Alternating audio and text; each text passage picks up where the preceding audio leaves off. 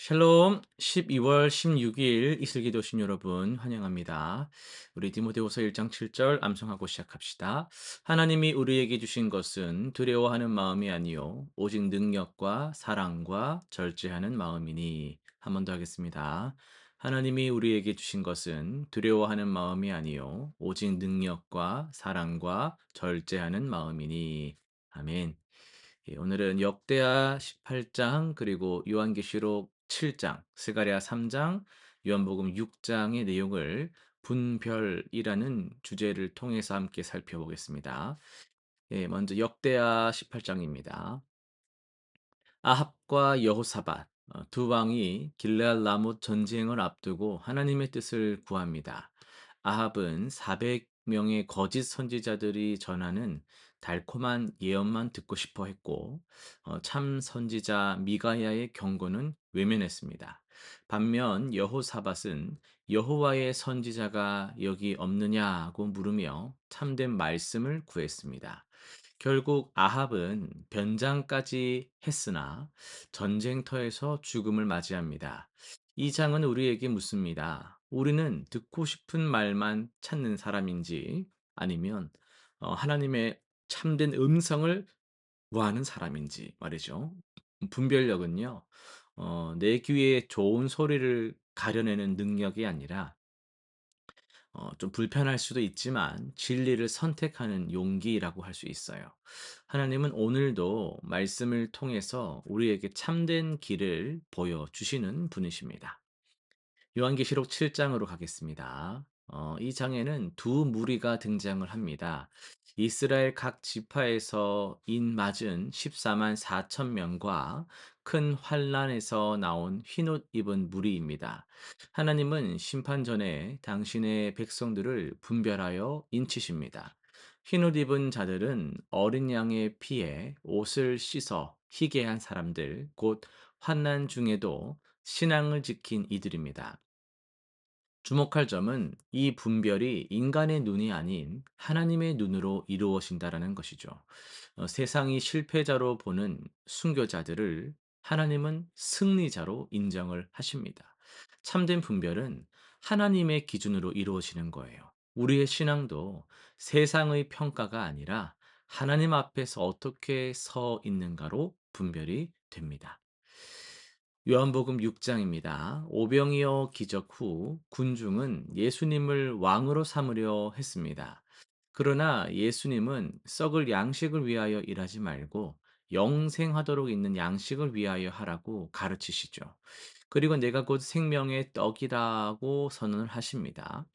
많은 제자들이 이 말씀을 좀 가볍게 여겨서 떠났지만 베드로는 "영생의 말씀이 주께 있사오니 우리가 누구에게 가오리이까?"라고 고백을 합니다. 이 장은 예수님을 어떻게 분별하느냐의 문제를 다루고 있어요. 떡을 주는 분으로만 볼 것인가? 생명의 떡 자체로 영접할 것인가? 참 분별은 예수님의 본질을 바로 아는 것에서 시작됩니다. 오늘은 스가랴 3장 1절에서 7절 말씀을 통해서 하나님이 보시는 눈이라는 제목으로 말씀을 전하겠습니다. 면접을 앞둔 사람은 거울 앞에 오래 서 있을 거예요. 옷 매무새를 막 고치고 표정도 막 자기가 점검해 보면서 뭐 누군가에게 평가받는다라는 걸 준비하죠. 이건 긴장되는 일이거든요. 우리는 늘 누군가의 시선 아래 살고 있습니다. 그 시선이 두려울 때가 많아요. 특히 내 부족을 아는 사람 앞에 서는 것은 더욱 그렇습니다. 스가랴 3장에서는 대제사장 여호수아가 여호와의 사자 앞에 서 있는 장면이 나오죠. 그런데 그의 모습이 심상치 않아요.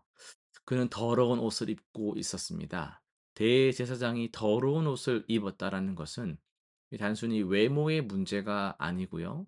백성을 대표하여 하나님 앞에 서는 이 제사장이 거룩함을 잃었다란 뜻입니다. 포로 귀환 후 이스라엘의 영적인 상태, 그 부끄러운 민낯이 지금 여호수아의 더러운 옷에 고스란히 담겨 있습니다. 이때 사탄이 등장을 합니다. 그는 여호수아를 고발하려고 그의 오른쪽에 섭니다. 사탄의 전략은 언제나 같아요. 우리의 실패와 부족함을 끊임없이 들추어내는 거죠. 네가 무슨 자격으로 하나님 앞에 서느냐? 네 과거를 봐라. 네 모습 지금 네 꼴을 봐라. 이 고발의 음성은요. 우리에게도 익숙합니다. 기도하려 할 때, 뭔가 내가 봉사하려 할 때, 내가 하나님 뜻을 따르려 할 때, 거룩을 사모하려 할 때 마음 한편에서 들려오는 그 목소리가 바로 다 그런 목소리입니다. 그러나 놀라운 반전이 일어납니다. 여호와께서 사탄에게 말씀을 하십니다. 사탄아, 여호와가 너를 책망하노라. 예루살렘을 택한 여호와가 너를 책망하노라. 이는 불에서 꺼낸 그슬린 나무가 아니냐. 하나님은 사탄의 고발을 받아들이질 않으셨어요. 하나님의 눈에 여호수아는 정죄받아 마땅한 죄인이 아니고 불에서 겨우 건져낸 너무도 귀한 존재였습니다. 여기서 하나님의 분별이 드러납니다. 사탄은 현재의 더러운 모습을 봅니다. 그러나 하나님은 회복될 가능성을 보십니다. 사탄은 과거의 실패를 붙잡습니다. 그러나 하나님은 미래의 쓰임을 보시죠. 같은 사람을 보면서 전혀 다른 분별을 하시는 거예요. 하나님은 곧바로 행동하십니다. 곁에 선 자들에게 명하셔서 여호수아의 더러운 옷을 벗기시고 아름다운 옷을 입히십니다. 그리고 말씀하십니다. 내가 네 죄악을 제거하여 버렸고 내게 아름다운 옷을 입히리라. 이것이 여러분 은혜죠. 여호수아가 스스로 옷을 갈아입은 것이 아닙니다. 하나님이 벗기시고 하나님이 입히셨어요. 변화의 주체는요, 누굽니까? 철저히 하나님이십니다. 우리는 종종 스스로를 정죄합니다. 아, 내 믿음이 약해서, 내 헌신이 좀 부족해서, 내가 이런 정도의 사람이라서 하나님께 사랑받고 쓰임받을 자격이 없다. 이런 생각을 할 때가 있죠. 그러나 하나님의 분별은 다릅니다. 하나님은 우리의 그런 능력, 자격을 보시는 것이 아니라 오직 당신의 은혜로 입힐 새 옷을 보시는 거예요.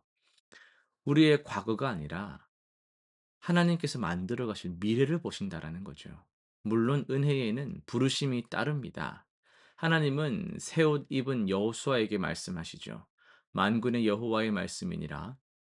네가 만일 내 길을 행하며 내 규례를 지키면 내 집을 다스리며 내 뜰을 지키리라. 여러분 은혜를 받은 자는 그 은혜에 합당하게 살아가야 합니다.